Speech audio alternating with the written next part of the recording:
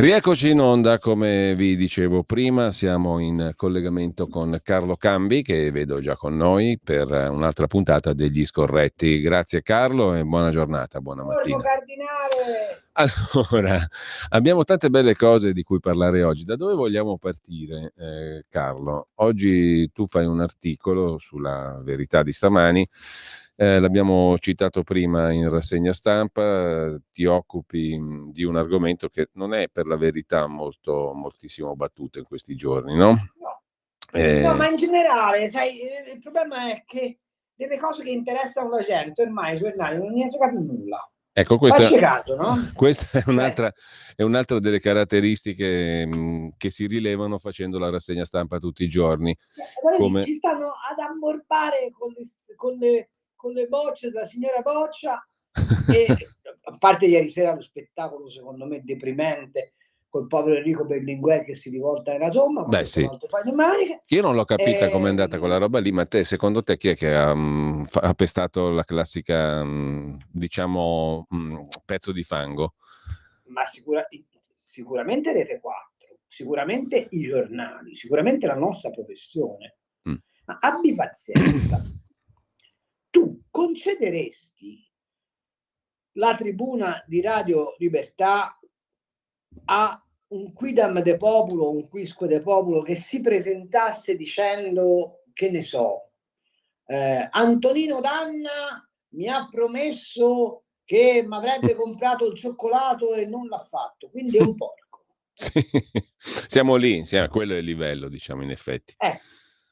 E noi qui abbiamo un sistema mediatico intero di questo paese, giornali sui quali hanno scritto, che te posso dire, Pirandello, D'Annunzio, Spadolini, che si genuflettono a una signora di Pompei che racconta cose. Faccio una domanda, ma quando le telecamere in un pronto soccorso dove c'è la gente in barella che aspetta 48-72 ore un ricovero, quando le telecamere in un mercato rionale dove ci sono i pensionati al minimo che aspettano che chiudano i banchi per portarsi via quel po' di frutta e verdura non marcita che avanza, quando le telecamere ai mercati generali all'alba dove i ragazzi vanno per 3 euro all'ora a scaricare i camion che poi nutrono le varie signore Boccia, quando le telecamere in un allevamento di bestiame con i ragazzi che devono badare le bestie 365 giorni all'anno per ricavare poi dal latte 80 centesimi al litro, quando?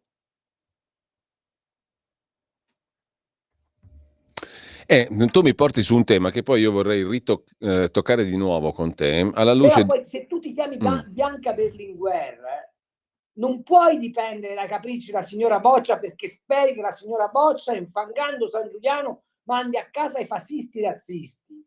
Se vuoi mandare a casa i fascisti razzisti, dai voce al disagio sociale che c'è in questo paese, ammesso e non concesso che sia colpa dei fascisti razzisti. Ecco, tra l'altro, la mancata... Facendo bene il mestiere di giornalista e non del porgitore di opinioni ad usum delfini.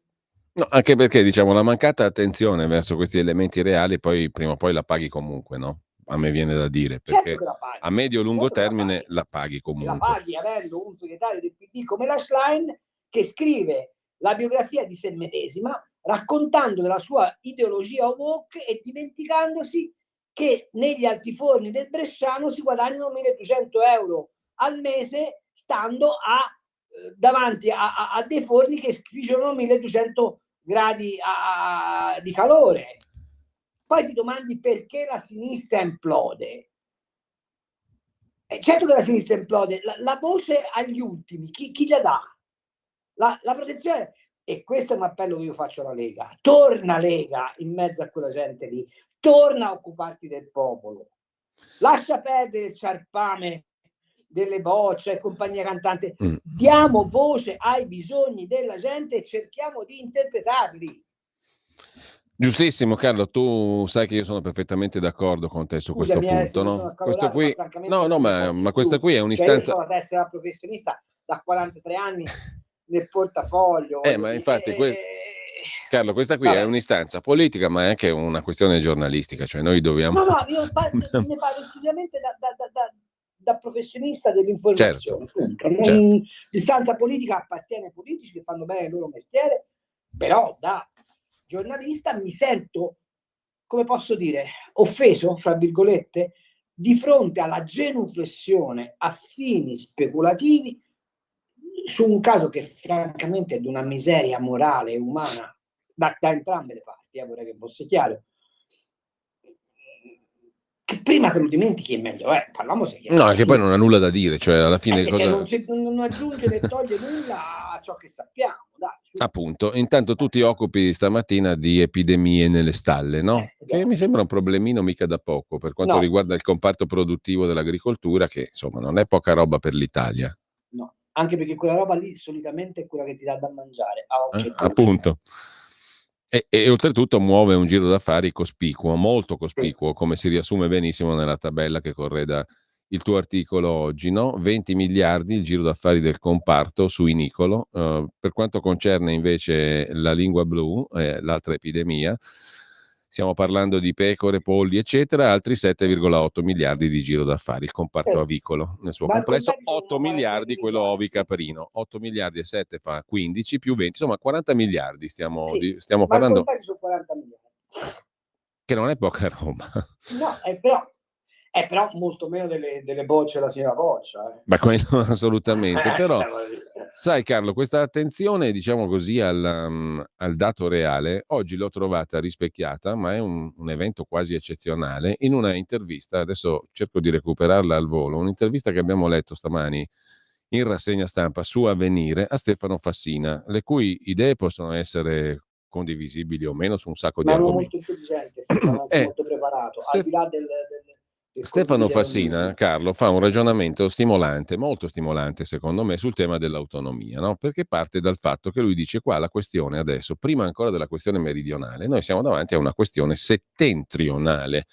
In che termini? In questi termini, te la spiego velocemente, poi chiedo la tua opinione, perché secondo me è uno stimolo potente quello che ci dà Fassina con la sua riflessione. Tutti sappiamo, dice Fassina, che negli ultimi 25 anni l'economia italiana è stata molto anemica, no? È meno noto invece che negli ultimi 20 anni almeno la famiglia media delle regioni del nord se la passa sempre peggio. Si sta impoverendo gradualmente. Veneto, Emilia-Romagna e Lombardia, in termini di reddito pro capite, hanno fatto peggio negli ultimi 20 anni rispetto a molte regioni meridionali.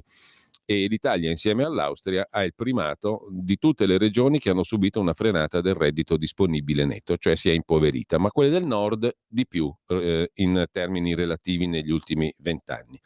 E qui si innesta la critica, secondo me utile, costruttiva, da pensarci sopra, che Fassina fa anche all'autonomia, al disegno di legge Calderoli di attuazione dell'autonomia, perché secondo lui questo disegno di legge, con dare le 23 materie, 500 funzioni, senza legami con le specificità territoriali e senza, diciamo, prevedere una Camera delle Regioni, in poche parole, senza fare un vero federalismo, potrebbe voler dire il rischio per imprese e lavoratori del nord di trovarsi di fronte a una proliferazione del mostro burocratico. Si moltiplicheranno per 21 le norme da applicare per i produttori e per i lavoratori.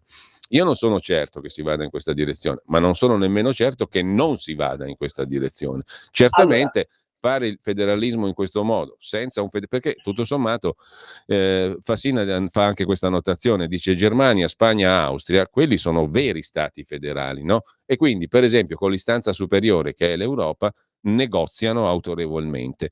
Qui invece andiamo verso un patchwork burocratico che ci fa perdere il potere a tutti, no? Sia allo Stato centrale che alle regioni. Le regioni si troveranno in un mostro burocratico. Il rischio c'è, secondo me, no? Non è un rischio così teorico, astratto. Che ne pensi tu? allora, premesso che Stefano Fassina dice cose di straordinaria lucidità e largamente condivisibili, c'è un altro dato di cui non abbiamo tenuto conto, non tiene conto nessuno. Scusami Carlo, ti interrompo solo per completezza rispetto a chi ci ascolta, perché l'altro tassello del ragionamento, secondo me utile da fare, che Fassina dice un'altra cosa, quindi applicare questa cosa qui, l'autonomia all'italiana, senza essere un vero Stato federale è un rischio, no? Rischio burocrazia. Ma c'è anche un'altra questione. Gli amministratori non saranno più responsabili, lo saranno ancora meno, perché le risorse fiscali gestite saranno comunque finanziate da compartecipazioni a tributi statali, cioè compartecipo all'IRPEF, all'IRE, all'IVA, eccetera. Non entrate proprie, non tasse proprie autonome, cioè non c'è neanche il federalismo fiscale realizzato a rendere più responsabili gli amministratori. Anche qui non sono certo che sia questa la direzione, ma non sono neanche certo che non lo sia. Allora, facciamo un ragionamento molto semplice. L'Italia, dai tempi di Alessandro Manzoni, è nota per produrre grida. Tant'è vero che è un paese dove gli azzeccagarbugli hanno fatto fortune straordinarie. La cosiddetta riforma Calderoli non è una riforma autonomista, non è una riforma federalista, non è sostanzialmente una riforma. È il massimo compromesso possibile tra un partito fortemente nazionalista e statalista come Fratelli d'Italia e un'esigenza leghista che è più una ricordanza dei tempi di Miglio che non un'effettiva esigenza condivisa, che è quella di appunto gente come Calderoli che è nato con Miglio, ha fatto il percorso di Miglio e gli rimane questo impegno morale a produrre questa cosa. C'è un dato, vi dicevo, che viene spesso sottovalutato, anzi che non viene proprio citato perché poi il piagnisteo del Sud fa comodo, ed è quello dell'export. L'Italia, come sapete, quest'anno ha avuto quest'anno nel 2023, ha avuto una performance delle esportazioni particolarmente significativa, tanto che ci porta al quarto posto nel mondo come crescita di export. Abbiamo superato la Germania, eccetera. È uno dei motivi per cui in Europa ci fanno la guerra, e però le regioni, i territori che hanno maggiormente accelerato sull'export sono proprio quelli del meridione. Perché? Perché esiste un doppio meridione. Esiste il meridione assistenzialista, assistito, se volete, di stampo democomunista, che è quello che dava le pensioni brevi, che voleva gli agglomerati industriali indipendentemente dal fatto che producessero o no per avere la classe operaia da organizzare. È un'eredità del padre della Berlinguer questa roba. E poi c'è invece un altro sud, c'è il sud delle tecnologie, pensate al polo di Catania, c'è il sud delle produzioni agroalimentari di altissima qualità, penso ai pastifici di Gragnano o a quelli pugliesi, c'è un sud di altissimo artigianato di qualità che vende in tutto il mondo. Bene, se tu vuoi fare uno Stato federale devi fare una cosa molto semplice. Non ci devono essere materie concorrenti, perché ci sono delle materie o esclusivamente statali o esclusivamente regionali. Lo Stato ha titolo, diritto, anzi dovere di fare leggi cornice che tengono unito il sistema paese, e per quel che riguarda i tributi non c'è una compartecipazione. Bisogna fare una riforma fiscale per cui una parte dei tributi contribuiscono al mantenimento dello Stato centrale, penso all'esercito, penso alle forze di polizia, penso all'istruzione, penso agli istituti culturali di primo livello, eccetera, eccetera, e una parte, penso alla diplomazia ovviamente, e una parte di tasse sono l'esclusivo introito delle regioni che con quello finanziano i compiti che devono svolgere. In questa maniera tu ottieni il risultato che il federalismo si prefigge come primo elemento di avere il governante sottoposto alla vicinanza e all'immediato giudizio del governato.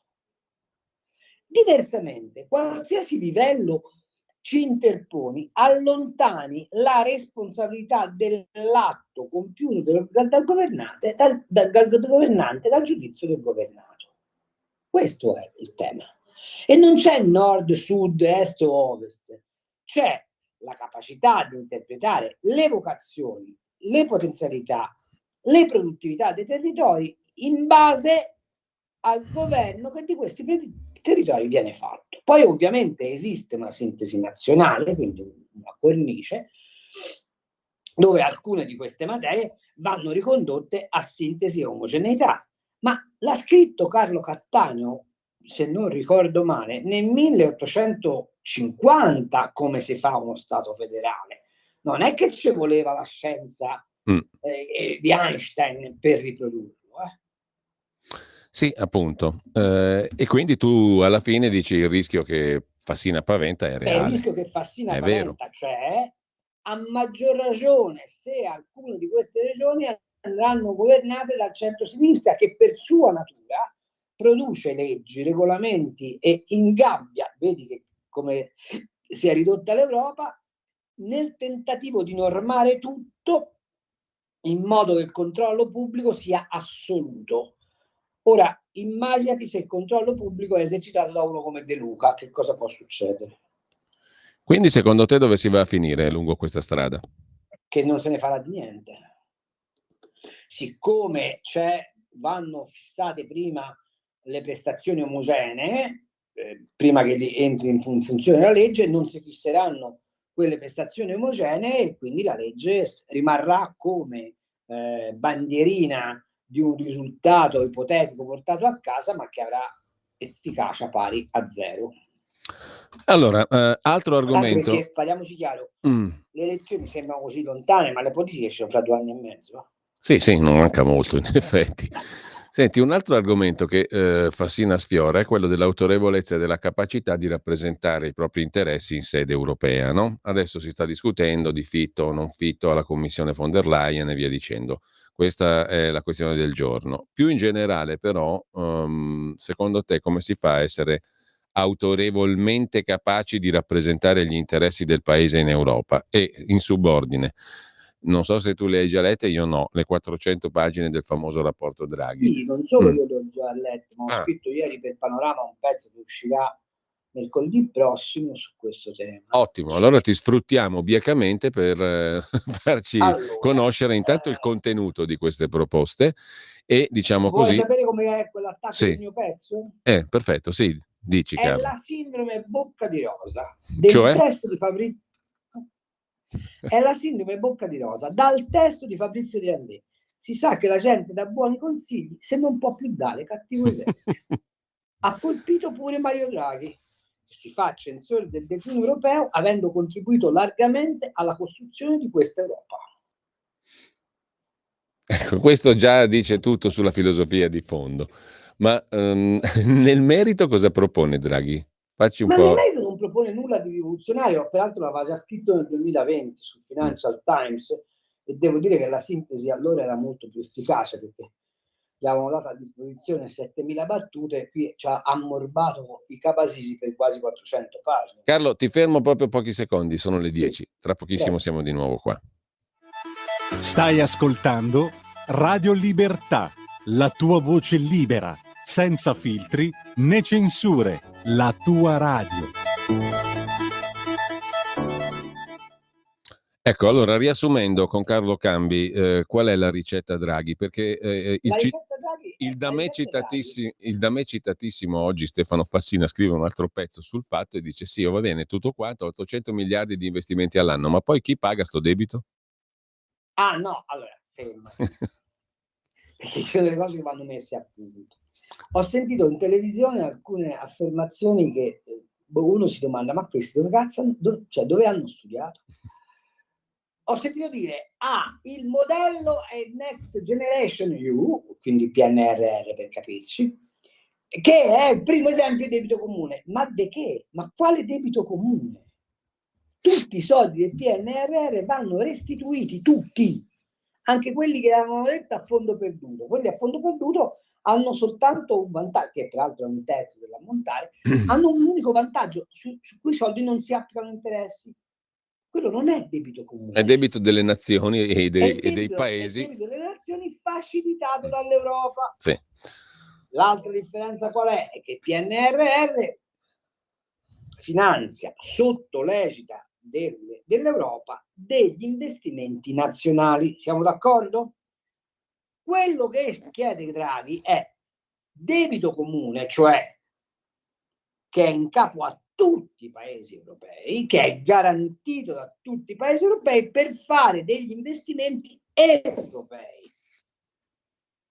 Secondo te, la Germania, che oggi ha un piccolo problema che si chiama Alternative für Deutschland, che ha tutta la Germania dell'Est in rivolta, dove peraltro si continua a pagare in marchi. Se voi andate nell'ex Germania dell'Est, non pagate in euro, pagate in marchi, perché la Germania, fautrice dell'euro, ha costretto tutti gli altri paesi aderenti all'euro ad abolire le monete nazionali, ma lei la sua se l'è tenuta, ok? Cioè il Deutsche Mark è ancora vivo? Assolutamente sì. Beh, questa è una notizia, Carlo. E il cambio è 1-1.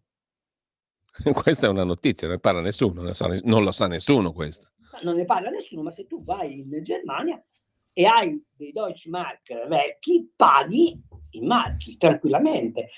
Siccome all'est, dopo la caduta del muro di Berlino, questi poveri disgraziati che avevano una fame bestia hanno accumulato tutti i marchi possibili e immaginabili, continuano a pagare in marchi. E l'economia della Germania dell'Est è un'economia anti-europea, ok?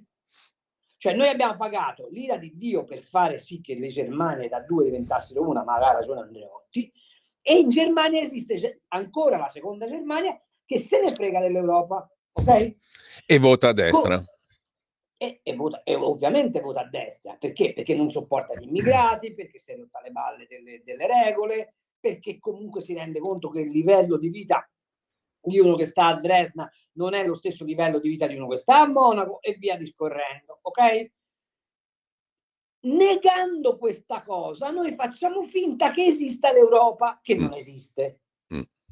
E abbiamo un signore come Mario Draghi che ha contribuito a costruire questa Europa, largamente contribuito a costruire questa Europa, che ci dice o l'Europa si riforma o scoppia. E ci dice che cosa? Che servono le impalcature politiche per sostenere politiche fiscali comuni, difesa comune, politica estera comune, istruzione comune, eccetera, eccetera, eccetera. Domanda: ma Mario Draghi non è quello che nel 92 svende l'Italia per obbedire al diktat della Troica Andreatta, Ciampi, Carli del vincolo esterno per portarci dentro l'euro, che era il primo mattone della costruzione europea?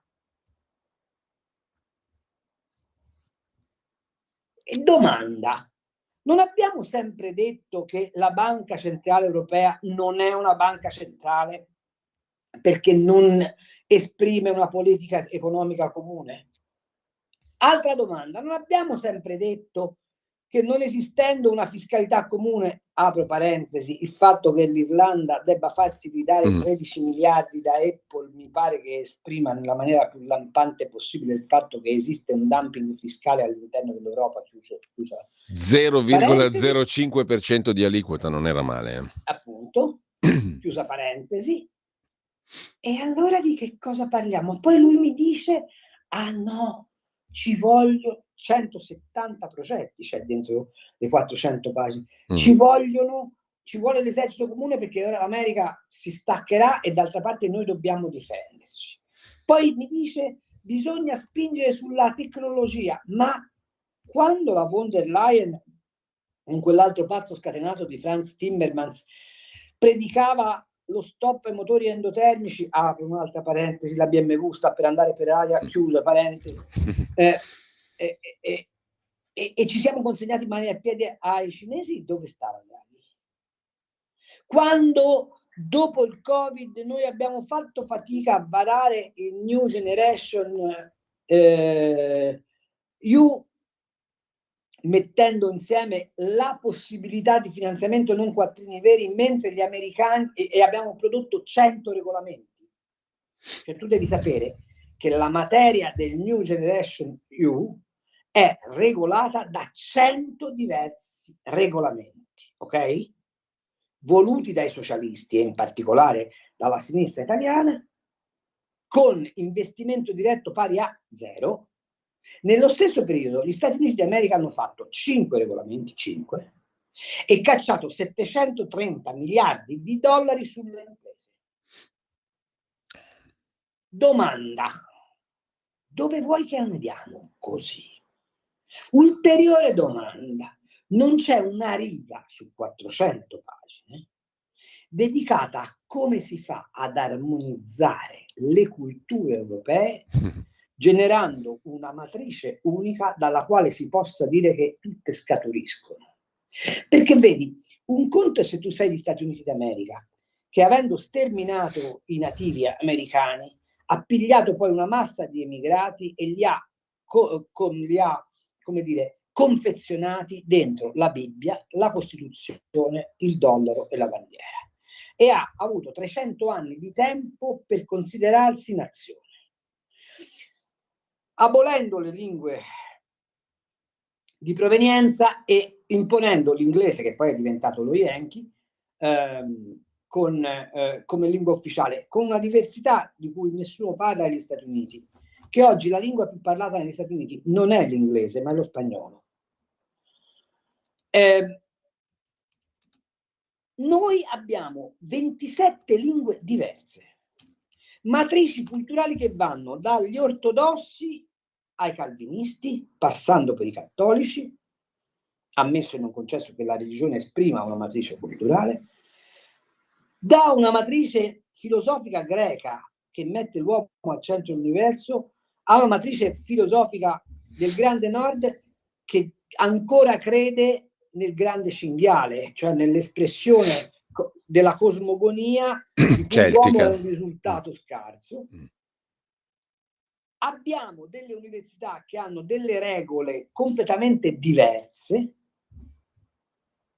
Utilizziamo come lingua comune la lingua di un paese che è uscito dall'Europa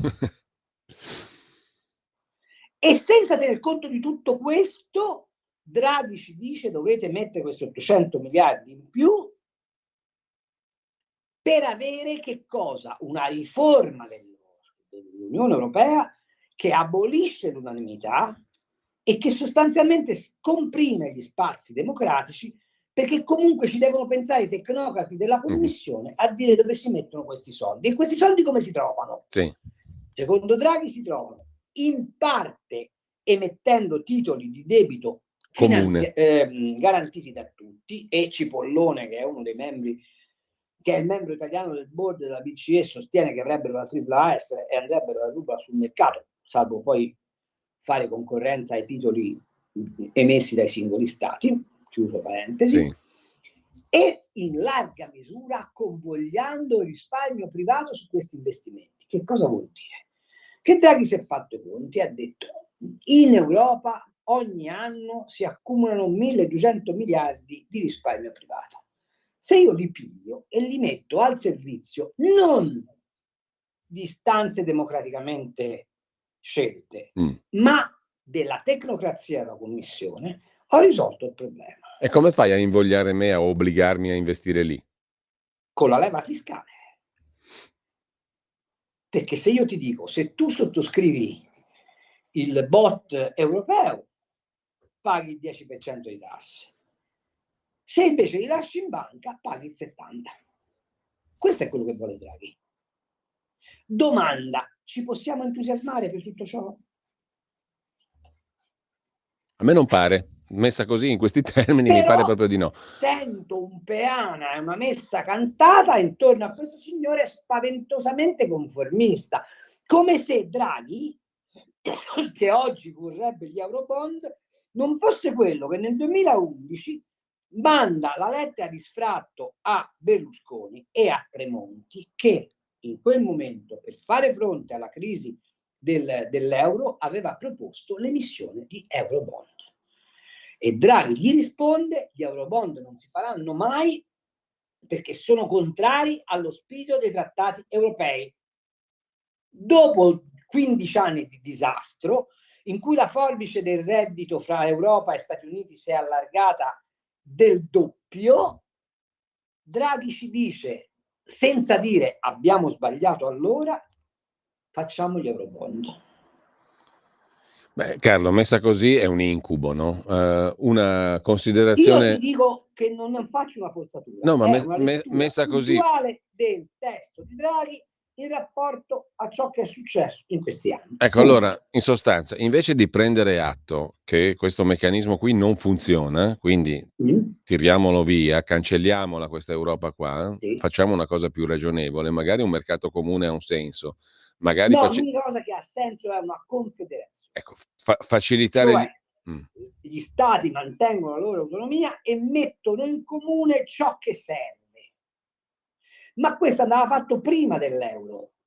Dopodiché, se tu fai quel cammino, quindi fai l'esercito comune, la diplomazia comune, eccetera, eccetera, allora poi fai la moneta comune, perché le tasse si pagano uguali in tutta Europa, perché l'esercito è uguale in tutta Europa, perché la diplomazia è uguale in tutta... Ma a te pare possibile che abbiamo un alto rappresentante europeo, Borrell, che dice Israele va spianato, e contemporaneamente sapere che l'Europa è stata costruita dagli ebrei? Ti pare possibile? Ti pare possibile che noi continuiamo a svenarci per Zelensky, con l'Ungheria giustamente e la Germania per ragioni ciniche, che comincia a dire: ma siamo proprio sicuri che deve andare così? Parliamo di un esercito comune europeo con la Francia che ha le pezze al sedere come noi, che però è l'unica che ha l'arma atomica e che giustamente pretende la leadership della difesa.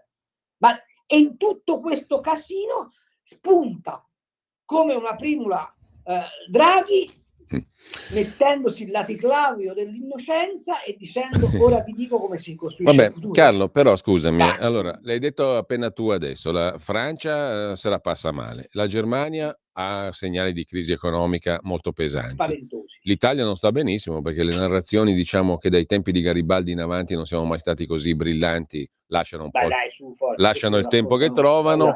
Lasciano il tempo che trovano e mi pare che la produttività, oggi lo leggevo anche sul 24 ore, insomma è quello che è. Quindi diciamo, c'è un dato reale. Le famiglie si impoveriscono, prendiamo atto della realtà. Allora, scusami, 3 paesi tra i più importanti dell'Unione Europea, i primi 2, Germania e Francia, sono l'ossatura chiave.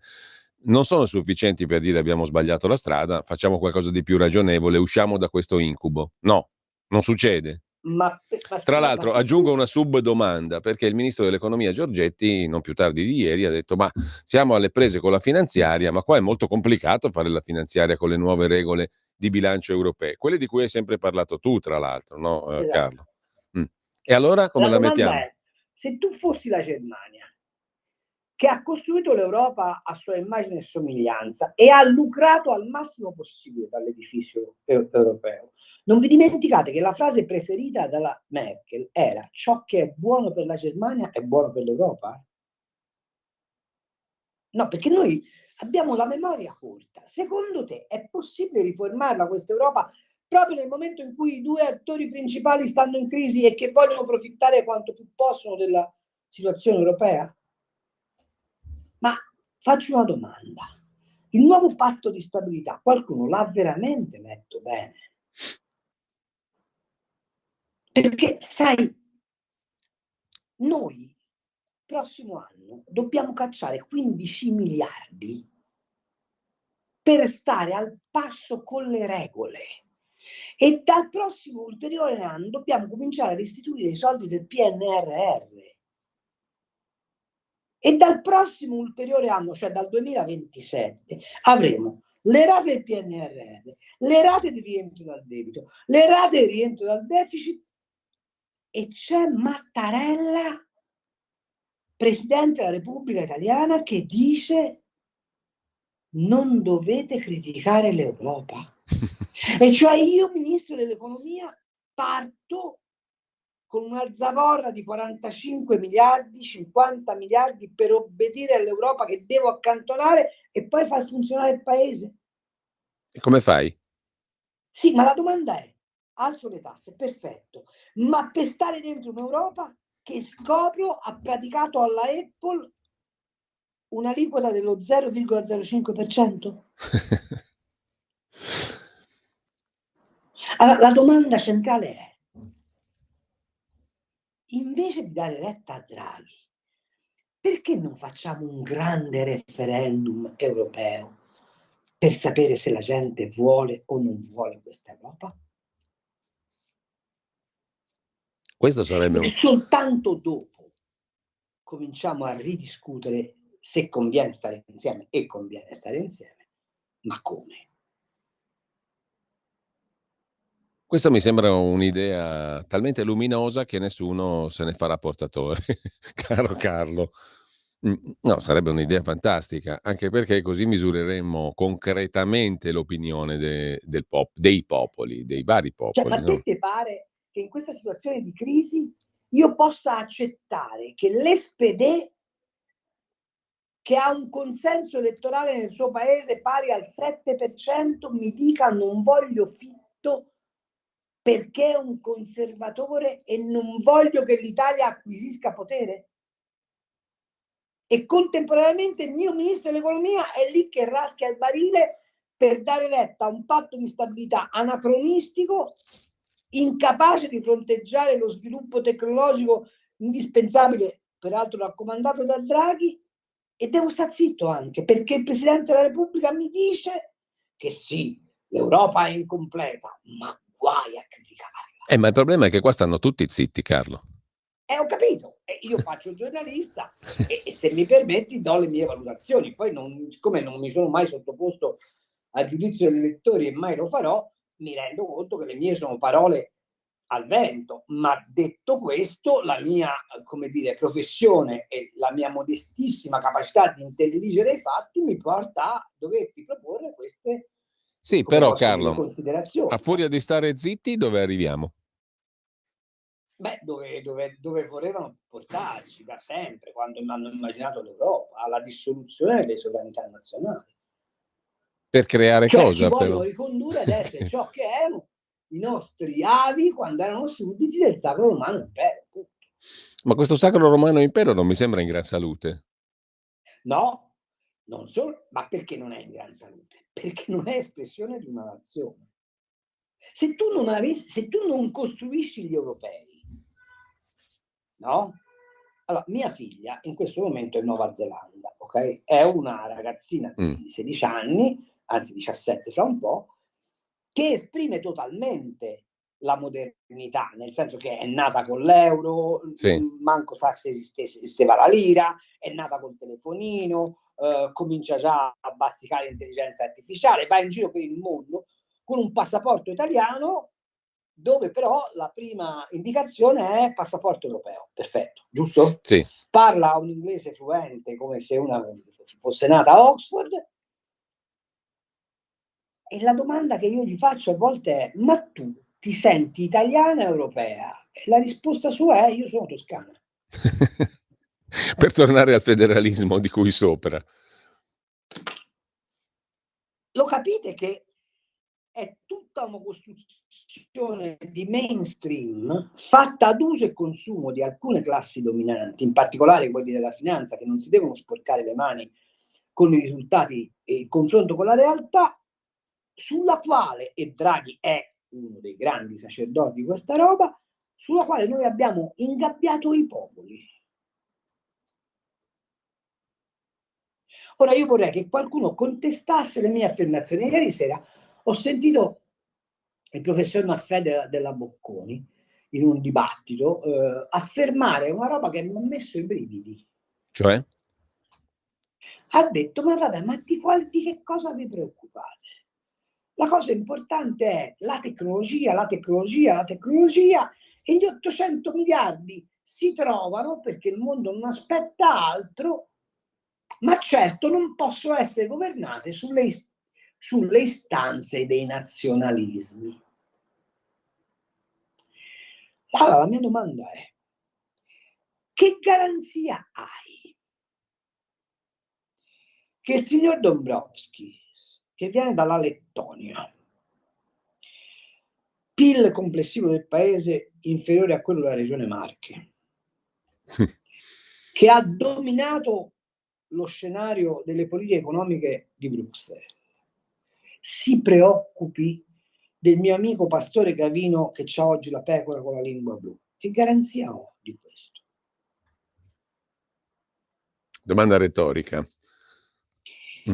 Perché, vedete, gli Stati Uniti d'America hanno sì il governo federale, ma i 50 stati che lo compongono, all'interno dei loro confini, per le loro popolazioni, fanno ciò che l'identità di quei popoli e di quelle nazioni richiedono. Se voi andate nel Montana, dove alcune popolazioni pelle rosse continuano ad essere prevalenti o comunque ben presenti, tipo gli Hopi, antichissima popolazione di agricoltori, troverete che ci sono delle leggi che proteggono l'agricoltura molto più forti di quelle che ci sono ovviamente a Chicago, ma perché le differenze di economie, di tradizioni, di luoghi sono così marcate. Ma invece noi vorremmo arrivare, e questo il tuo sindaco Sala in questo è maestro, l'ho scritto ieri l'altro sulla verità, ad avere le piste ciclabili e lo stop alle auto come a Utrecht, che sta a 4 metri sul livello del mare, con le stesse regole di Utrecht che valgono per l'Aquila.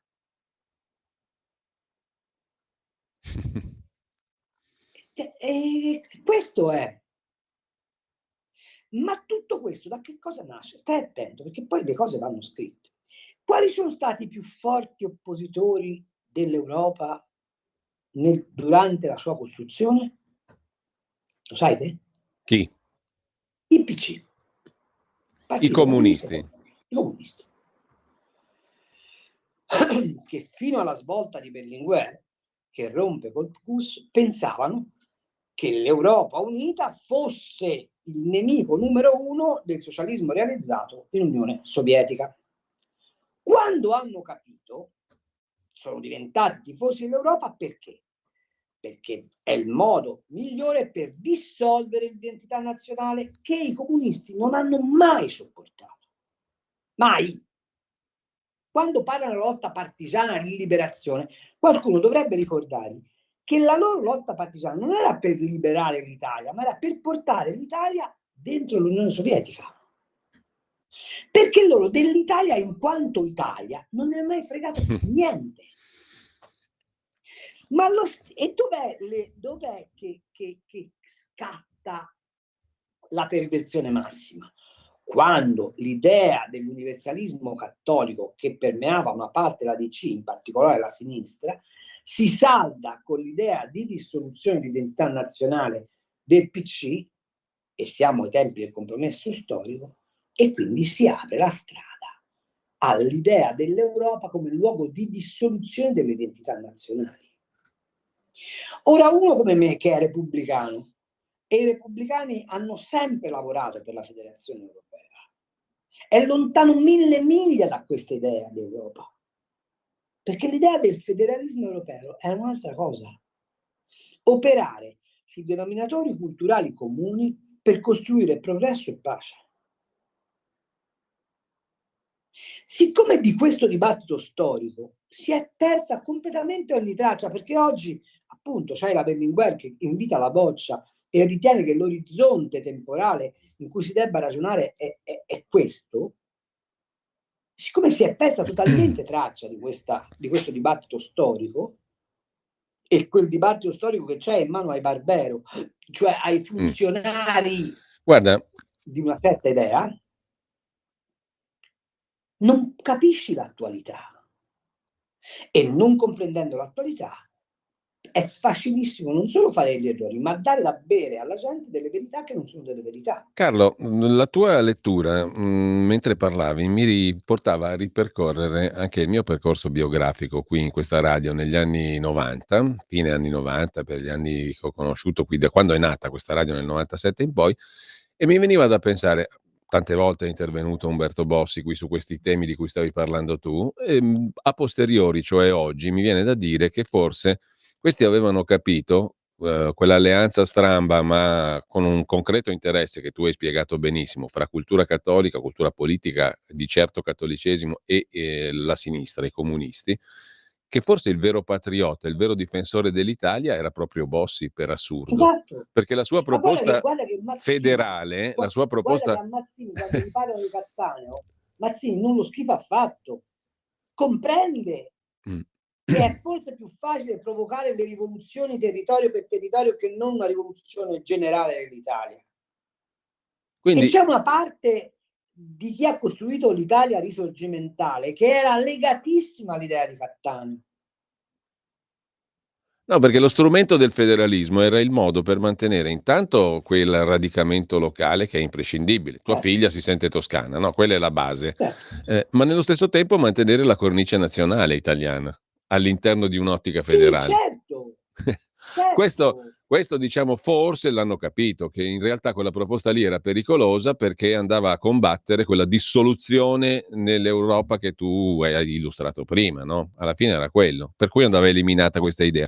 E secondo me ce l'hanno fatta, perché questo abbozzo di federalismo che abbiamo tra i piedi adesso non è certamente quello che non può io, essere definito federalismo. Appunto, è una roba burocratica che... È un'articolazione amministrativa leggermente più accentuata verso, come dire, una capacità di intervento dei poteri locali, ma non è questa conversazione è stata talmente interessante che ci ha condotto alle 10:28, per cui tra un minuto noi dobbiamo chiudere. Vedo già incombere qui in studio Antonino Danna con un'altra puntata dello Zoom versione estiva, per cui con tanti ospiti e Antonino Danna ce l'adoro.